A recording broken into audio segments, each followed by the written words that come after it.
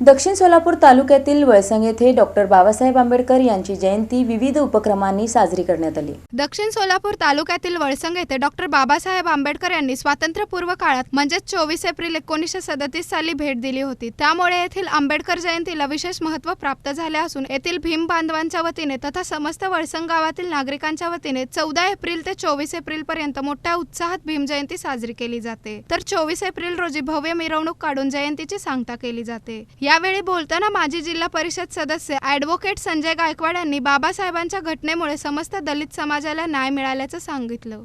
Doctor Babasaheb Ambedkar यांची आज जयंती या गावचे सन्माननीय सरपंच आदरणीय जगदीशी अंटद साहेब यांच्या शुभ हस्ते झेंडावंदनाचा कार्यक्रम या ठिकाणी संपन्न झालेला आहे। आज या मोहल्ल्यामध्ये डॉक्टर बाबासाहेब आंबेडकरांची जयंती ही दिवाळी आणि दसरा ज्याप्रमाणे साजरा करतोय त्याप्रमाणे आमचे सर्व बौद्ध बांधव आज मिठाईचं जेवण करून डॉक्टर बाबासाहेब आंबेडकरांच्या जन्मदिवसाला या ठिकाणी शुभेच्छा देतात। आमचा एक बाप म्हणायला हरकत नाही आहे, ज्यांनी आम्हाला न्याय दिला, ज्याने आम्हाला स्वातंत्र्य दिलं, ज्या माणसांनी आम्हाला पाण्याला वर्ज्य केलं होतं ते पाणी आमच्या डॉक्टर बाबासाहेब आंबेडकरांनी या विहिरीचं पेलं आणि आमचे सर्व समाज ते पाणी पिऊन या ठिकाणी अमृत पिढ्यासारखं आज आम्हाला ते वाटतंय।